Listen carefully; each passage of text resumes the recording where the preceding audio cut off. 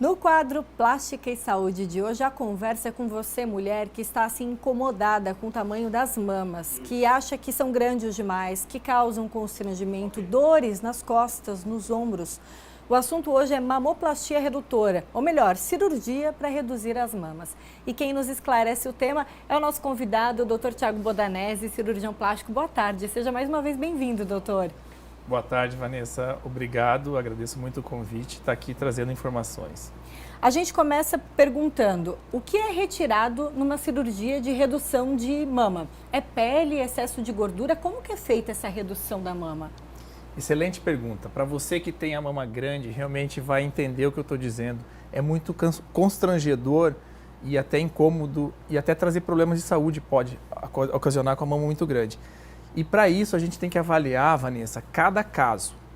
Mas na maioria das vezes é retirado sim esse excesso de pele e também o excesso de mamas, que é muitas vezes retirado junto na própria cirurgia ou muitas vezes associado a uma pequena lipoaspiração na região. Isso envolve muitas vezes uma cicatriz em volta da areola, em casos menores, uma cicatriz que avança na vertical, em casos um pouco mais avançados, evoluindo para um L ou mesmo um T nos casos mais avançados, aquela mama muito grande que está caída, que precisa realmente reposicionar e voltar para o seu lugar. Os cortes dependem das técnicas e também do tipo de cirurgia que é feito. Então, cirurgias de menor impacto acabam tendo cortes menores também, né? Exatamente. Então, se você tem a mama que caiu pouco, a gente chama uma ptose, uma pseudoptose, uma ptose grau 1, você muitas vezes pode reduzir essa mama, se for mais excesso de pele, às vezes só em volta da areola. Então isso é legal, porque às vezes a paciente chega no consultório, doutor, eu vou precisar ficar com aquele T? Muitas vezes não. Então a grande dica é assim, procurar um especialista e tratar cedo, Vanessa. Se você deixar isso cair mais, com a idade cair mais, evoluir, você vai precisar cada vez mais aumentar a tua cicatriz. Infelizmente é a realidade. Aí, doutor, uma mulher jovem opta por fazer a cirurgia. Por exemplo, ela já tem um filho ou ela ainda não tem filhos e gostaria de ser mãe. Ela pode fazer a redução da mama e depois amamentar? Tem algum impacto? Excelente pergunta. Porque essa é uma grande dúvida, né? Você vai mexer na mama, vai comprometer ou não a circulação, vai comprometer ou não a amamentação? Geralmente não, mas pode. Então a gente tem que ser bem sincero com o paciente. Pode sim influenciar na amamentação, pode influenciar depois numa próxima gestação, mas isso é muito raro. Por que é raro? Porque a técnica hoje evoluiu muito e a ideia é tirar o excesso de mama, o excesso de pele, o excesso de tecido glandular e gorduroso, preservando os ductos.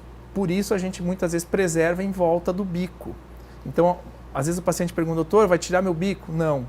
Na grande maioria das vezes, Vanessa, a gente pega o bico e levanta ele através de uma decorticação, ou seja, só tira a pelezinha nessa região.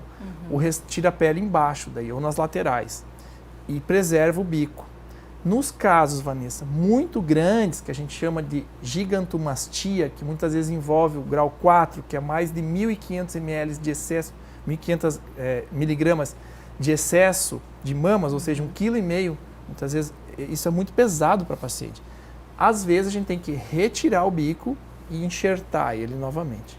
Por isso a dica, procure tratar mais cedo. Doutor, para encerrar nossa conversa, uma pergunta que eu vi muito já na internet. Necessariamente preciso colocar a prótese junto nessa redução de mama? Tem mulheres que reduzem e precisam colocar ou outras não? Como funciona isso? Depende muito o que a paciente quer e depende também o grau desse aumento mamário, dessa hipertrofia mamária que a gente chama, né? E também o grau da queda, da ptose. Então são algumas avaliações que a gente vai fazer. Ou seja, na grande maioria das vezes, Vanessa, que a paciente tem mama grande, a gente vai reduzir essa mama.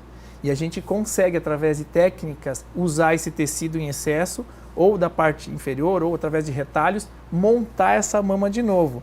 Isso é meio que um quebra-cabeça, é meio estranho entender isso, mas você consegue formar esse cone novamente.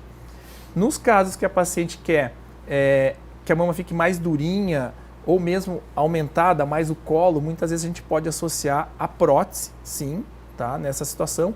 Ou no caso da mastectomia, que a paciente teve câncer de mama e tirou a mama, pode pôr a prótese.